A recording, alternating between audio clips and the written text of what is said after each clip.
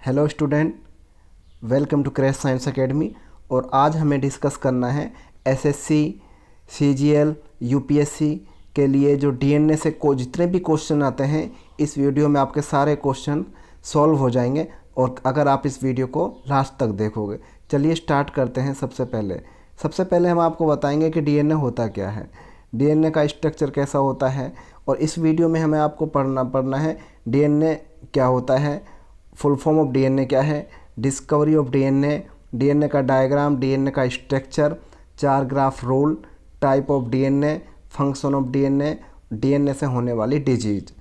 तो इस पूरी वीडियो में आप बने रहिए, जिससे हमें सारा आसानी से आपको ये पूरा डिस्कस करेंगे इस वीडियो में। हो सकता है ये वीडियो लंबी हो जाए। चलिए स्टार्ट करते हैं। सबसे पहले डीएनए होता क्या है, इसकी फुल फॉर्म हम बाद में बताएंगे। डीएनए होता है जेनेटिक मटेरियल, एक्चुअल में nucleic acid and organic matter. ये DNA nucleic acid organic matter होता है जो प्रेजेंट रहता है जितने भी ऑल ऑर्गेनिज्म रहते हैं, चाहे वो प्रोकैरियोटिक होते हैं चाहे वो यूकैरियोटिक होते हैं। यूकैरियोटिक का मतलब होता है जिनके अंदर न्यूक्लियस प्रेजेंट रहता है, और प्रोकैरियोटिक का मतलब होता है कि प्रिमिटिव सेल जिनके पास में न्यूक्लियस नहीं होता। ठीक है, तो देखते हैं जितनी भी यूकैरियोटिक चाहे प्रोकैरियोटिक हो, किसी न किसी के पास में चाहे डीएनए चाहे आरएनए ज़रूर होता है।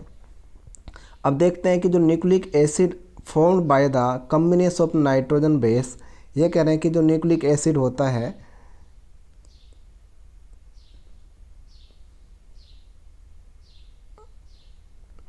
न्यूक्लिक एसिड वो formed by nitrogen base, sugar and phosphate.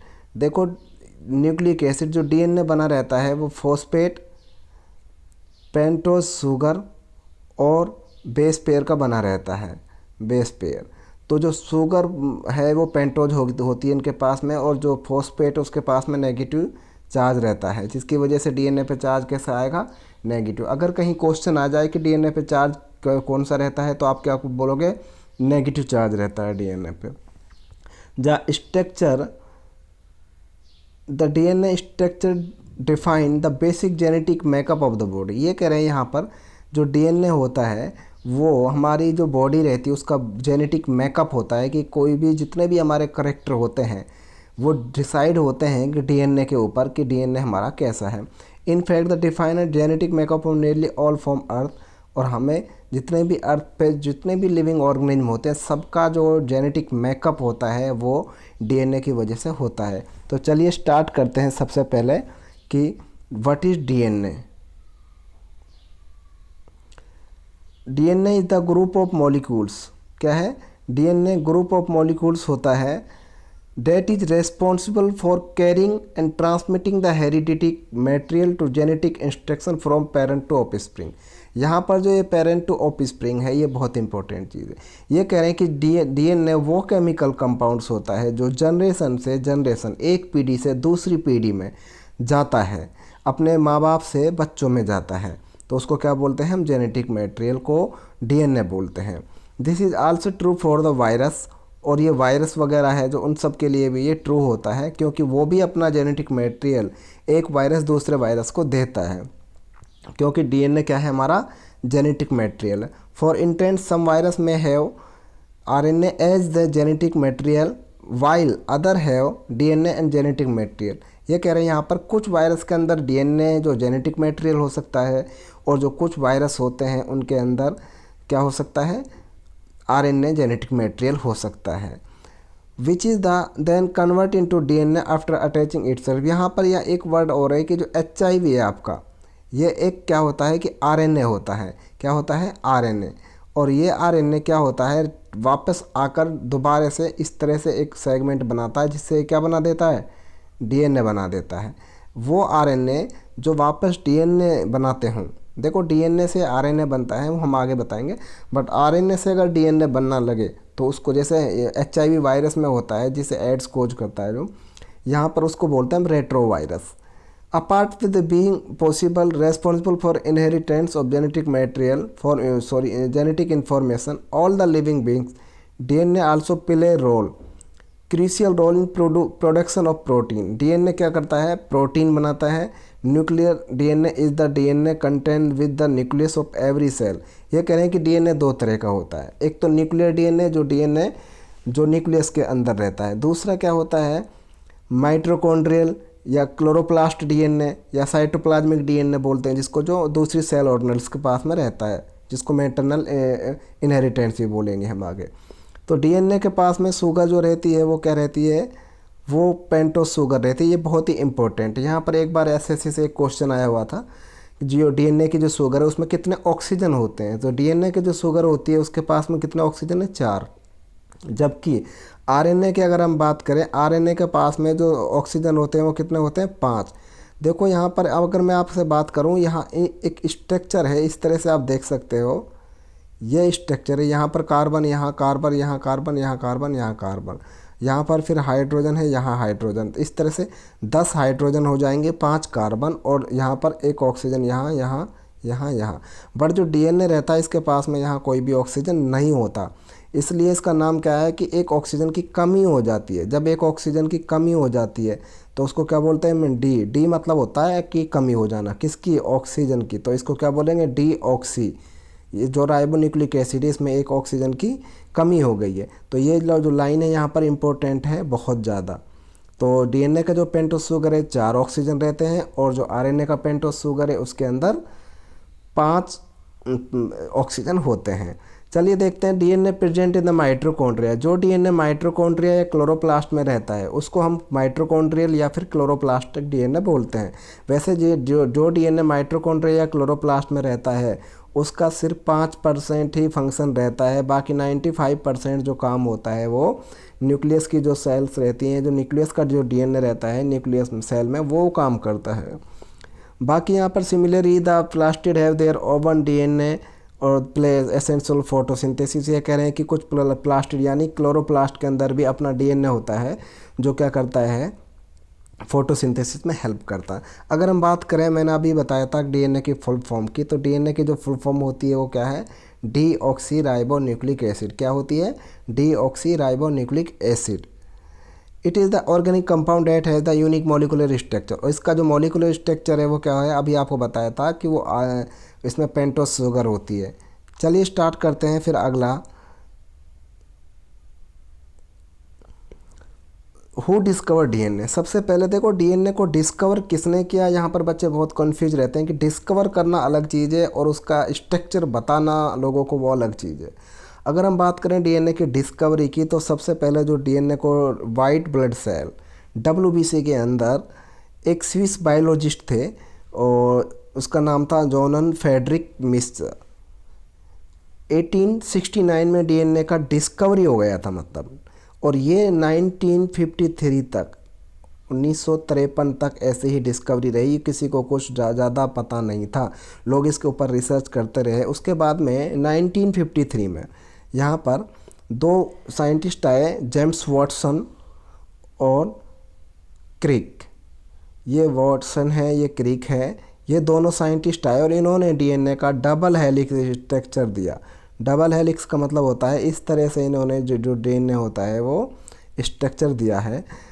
और इन्होंने बताया इस कि 1953 में कि डीएनए में क्या क्या होता है, पेंटोस शुगर कितने बॉन्ड एंगल पर रहता है, कितने डिस्टेंस पे रहता है, राइबो जो बेस पेयर हैं वो क्या करते हैं, ये सारा इन्होंने बताया कि इस तरह से डीएनए का स्ट्रक्चर होता है। और इस बात के लिए इनको 1962 पर क्या मिला, नोबेल प्राइज़ मिला। 1962 पे क्या मिला इनको, नोबेल प्राइज़ मिला था। अच्छा, तो उन्होंने डीएनए के बारे में पूरी जेनेटिक इन्फॉर्मेशन क्या हो कैसे, मतलब थोड़ा सा स्ट्रक्चर बता दिया कि इस तरह से स्ट्रक्चर होता है। तो अगर हम बात करें कि जो स्विस बायोलॉजिस्ट जॉन फ्रेडरिक मिश्र ने इनको क्या करा, डिस्कवर किया। वाटसन और क्रिक ने क्या किया, डीएनए का डबल हेलिक्स दिया।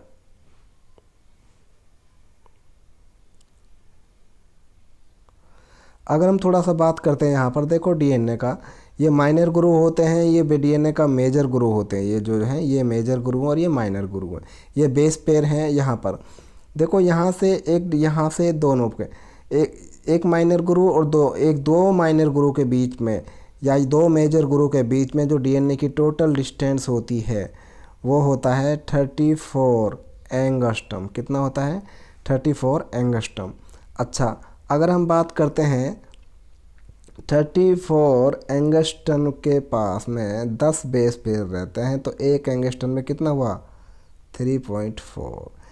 अब ये आगे नेक्स्ट आपको बताएंगे कि क्या होते हैं बेस पेयर, क्या हो ये सारा। तो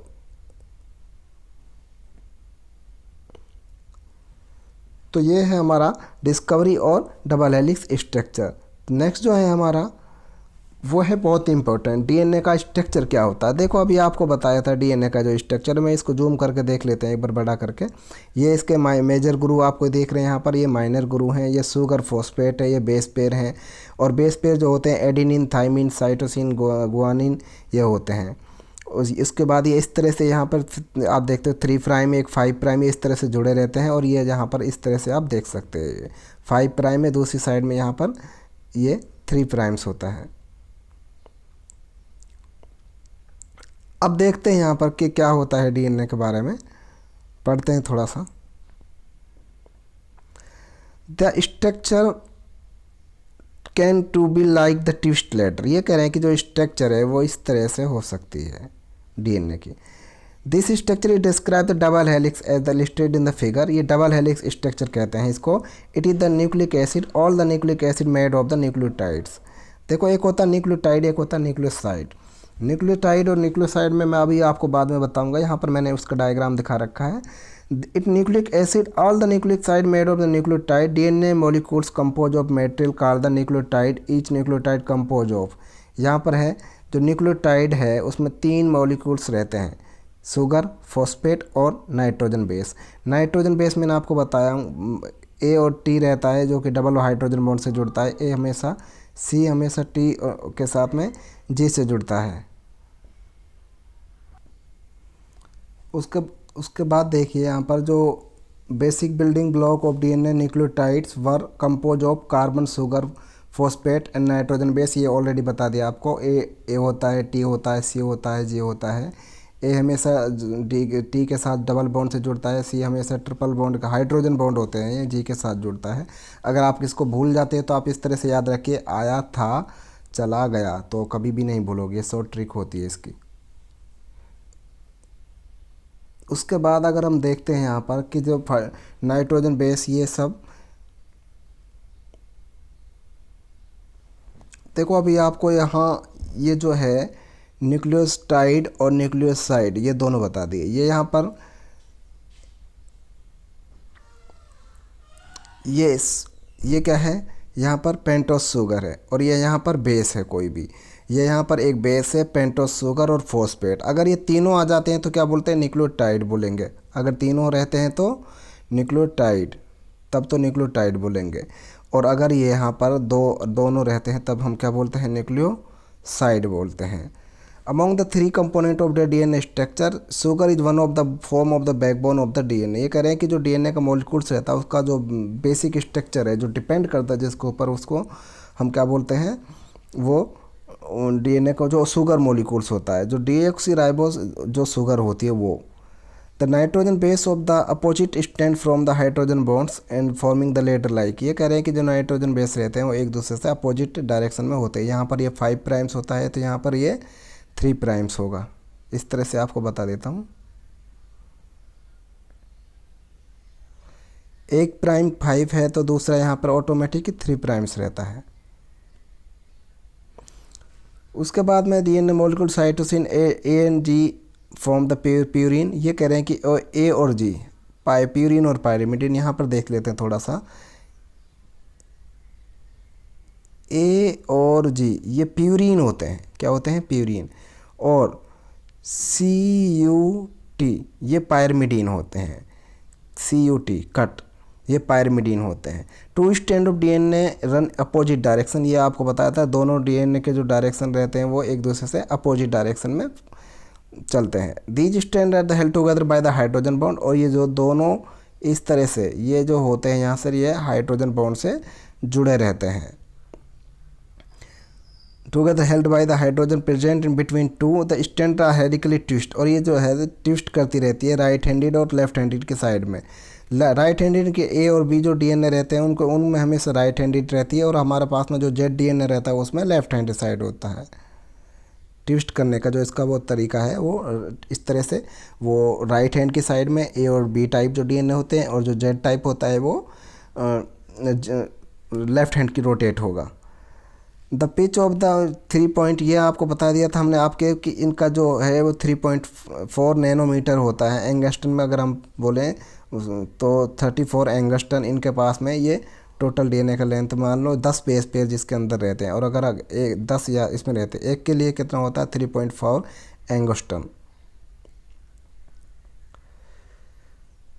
उसके बाद यहाँ पर है the DNA coiled up from the chromosome. जब डीएनए कोइल्ड अप इस तरह से हो जाता है तो उस वो धीरे धीरे क्या बना देता है, डीएनए एक क्रोमोसोम बना देता है, इस तरह से क्रोमोसोम बना देता है। ईच क्रोमोसोम है the single molecule DNA, overall human being have around 20 pair of the chromosome. हमारे पास में 20 पेयर ऑफ क्रोमोसोम होते हैं। एक्चुअल में होता क्या है कि 22 तो हम ऑटोसोम होते हैं, जिनको क्या बोलते हैं ऑटोसोम, जो एक जैसे रहते हैं हर एक इंडिविजुअल्स के अंदर। बट जो 23वां रहता है फीमेल के पास में XX रहते हैं, और वहीं पर अगर हम बात करें मेल की तो मेल के पास में X और Y रहते हैं। वहाँ पर Y के अगर देखो Y जो क्रोमोसोम बहुत छोटा होता है, जिसके पास में 231 जीन ओनली होते हैं। चलिए मूव करते हैं नेक्स्ट साइड। तो उसके बाद में यहाँ पर है 4 ग्राफ रूल। देखो 4 ग्राफ थे, उन्होंने क्या कहा, अरविंद 4 ग्राफ उन्होंने बताया। एक बायोकेमिस्ट्री, उन्होंने बायोकेमिस्ट थे जो उन्होंने डिस्कवर किया कि नाइट्रोजन बेस जो एडेनिन और जो ये जो थायमिन वगैरह जो होते हैं, इनको इन्होंने डिस्कवर किया और बताया कि जितना ए और टी होता है डीएनए के पास, जितना ए और टी होता है इतना ही सी और जी रहता है। देखो ए और जी मैंने आपको बताया था ये प्यूरिन होते हैं और डबल स्ट्रक्चर रिंग रहती है इनकी, और जो आपका ये प्यूरिन होते हैं, सॉरी मतलब प्यूरिन, और जो ये ए और जी ये और वे CUT है पायरिमिडीन रहते हैं। अच्छा देखो यहाँ पर जो प्यूरिन जो है वो क्या करते हैं, बराबर रहते हैं पायरिमिडीन के साथ में। जो पायरिमिडीन रहते हैं उनके पास में सिंगल रिंग स्ट्रक्चर रहती है और प्यूरिन के पास में डबल रिंग स्ट्रक्चर रहती है। ए हमेशा जुड़ता है किसके साथ, टी के साथ में, और सी हमेशा किसके साथ जुड़ता है, जी के साथ में। बट अगर हम बात करते हैं RNA के केस में, RNA में ए हमेशा किसके साथ जुड़ता है, यू के साथ में, क्योंकि RNA में टी नहीं होता, ठीक है। But in RNA always pair with the U because the RNA does not have the thymines. In other word the DNA is any cell from the organism should have the 1:1 of the purine and pyrimidine. ये करें कि यहाँ पर purine जो ratio है वो pyrimidine का ratio का 1 होता है। प्यूरिन जो रेशियो है वो पायरिमिडीन का किस रेशियो होता है, ये मतलब ये दोनों जो बेस पेयर हैं वो जितने प्यूरिन्स होते हैं इसलिए उसमें कितने होंगे, इतने पायरिमिडीन होंगे। देखो अगर हम बात करें प्यूरिन में, किसी DNA में ए मान लो 20% है तो ए किसके साथ जुड़ता है, थाइमिन के साथ में। इसका मतलब थाइमिन भी कितने परसेंट रहेगा, 20%। और अब टोटल कितना बचा हमारा, 60%। 60% में हमारा सी और जी आएंगे, सी प्लस जी कितना हुआ, 60%। तो अगर हम बात करें सी की तो कितना हो जाएगा, 60/2 तो 30। तो अगर हम बात करें 20 + 20 + 30 + 30 + 100, तो ये इस तरह से भी आप निकाल सकते हो। ये थोड़ा सा बड़ा लेवल का क्वेश्चन है, हालांकि इस तरह से का कोई क्वेश्चन UPSC और SSC में पूछते नहीं हैं। चलिए स्टार्ट करते हैं। नेक्स्ट क्या है हमारा, DNA टाइप। देखो 3 तरह के DNA के टाइप्स होते हैं, आपको बता दें। आपके लेवल पे 3 तरह के होते हैं जनरली, वैसे तो बहुत सारे टाइप्स होते हैं DNA के, पर लगभग 24 टाइप का तो मैंने खुद ने पढ़ रखे हैं। A types, B type, Z type.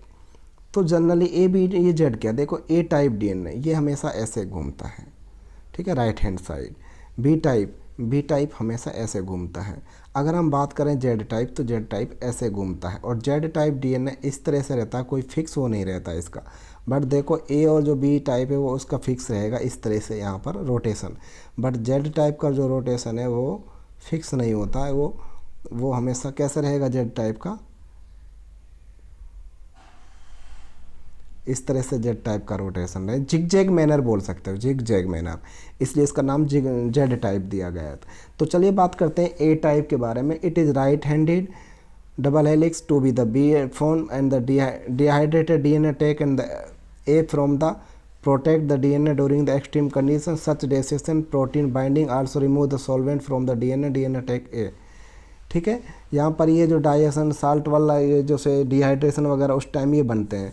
अगर हम बात करें बी टाइप डीएनए की, मोस्ट कॉमन डीएनए जो रहता है वो राइट हैंडेड होता है और majority of the DNA B type conformation normal physiological condition में। जो हमारा जनरल जो हम डीएनए के स्ट्रक्चर पढ़ते हैं वो कौन सा होता है, बी टाइप स्ट्रक्चर होता है।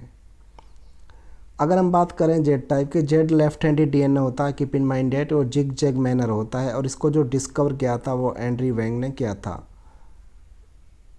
ठीक है, और अलेक्जेंडर लिच ने इनको फाउंडर किया था। जेड टाइप को ये जीन रेगुलेशन में हेल्प करता है। जो जेड टाइप होता है वो क्या करता है, जीन रेगुलेशन में हेल्प करता है। तो बात करते हैं आगे, हमारा 4 ग्राफ रूल आपको बता दिया था। डीएनए फंक्शन, अगर हम बात करें डीएनए फंक्शन के बारे में तो देखो डीएनए में एक जो डीएनए का, जैसे ये आपका डीएनए है इस तरह से, यहाँ से और यहाँ तक जो छोटा सा डीएनए का सेगमेंट होता है उसको क्या बोलते हैं हम, जीन बोलते हैं। क्या बोलते हैं उसको, जीन बोलते हैं। Gene are the small structural segment. Gene क्या होता है, डीएनए का छोटा सा सेगमेंट जो होता है उसको हम क्या बोलते हैं, जीन बोलते हैं, जो कि फंक्शन करता हो। उसके बाद में दे कंसिस्ट ऑफ मोस्टली इतने millions nitrogen base pair. Gene nitrogen base pair से मिलकर बनता है। 3 nitrogen base pair stand 1 amino acid. जैसे मान लो A T T, ये एक अमीनो एसिड बनाते हैं। इस तरह से ये पेयर में रहते हैं। खैर, protein are the main functional structure nuclear all of the organism apart from the storing genetic information. DNA function involve replication process में हेल्प करता है। डीएनए प्रोटीन वगैरह बनाता है, डीएनए से डीएनए बनता है, डीएनए से आरएनए भी बनता है, ये सारा प्रोसेस करता है। उसके बाद में ये म्यूटेशन करता है, डीएनए का डिलीट हो जाना, डीएनए का ऐड हो जाना, डबल हो जाना, डुप्लीकेट हो जाना। ट्रांसक्रिप्शन में मदद करता है। जितने भी सेल में काम होते हैं सारे काम डीएनए से होते हैं। डीएनए फिंगरप्रिंट में काम आता है, कई बार क्रिमिनल को पकड़ने के लिए भी काम यूज करते हैं। जीन थेरेपी में काम करते हैं हम। RDT रिकम्बिनेंट डीएनए टेक्नोलॉजी भी है। अगर हम बात करें उससे रिलेटेड, जो डीएनए से रिलेटेड हमारा डिजीज कौन सी होते हैं, सॉरी, डीएनए से रिलेटेड डिजीज के बारे में अगर हम बात करें, देखो down syndrome, Langdon down scientist का नाम है। डाउन का मतलब आप डाउन नीचे की तरफ मत समझ लेना।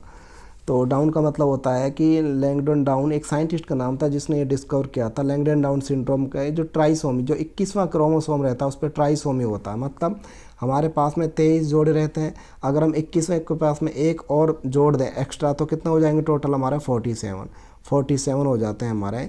तो 21वें क्रोमोसोम के पास में एक्स्ट्रा क्रोमोसोम आ जाता है। टर्नर सिंड्रोम मोनोसोमी हो जाता है, मतलब एक क्रोमोसोम क्या हो जाता है, डिलीट हो जाता है। अगर एक ऐड हो जाता है तो डाउन सिंड्रोम, एक और कम हो जाए तो टर्नर सिंड्रोम। एक होता है क्लिनफेल्टर सिंड्रोम 46 वाले में XXY हो जाते हैं।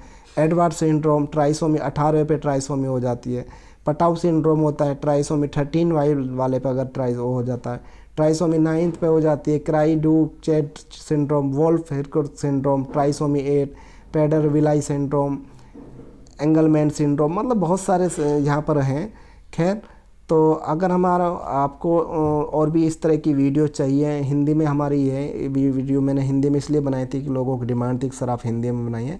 एक्चुअली हमारे हिंदी में बहुत ही कम ही आती है हमें बनानी वीडियो, बट फिर भी अगर आपको हमारी वीडियो पसंद आई है लाइक शेयर सब्सक्राइब करिए। और इस तरह की वीडियो के लिए आप हमारे चैनल को सब्सक्राइब कर सकते हैं।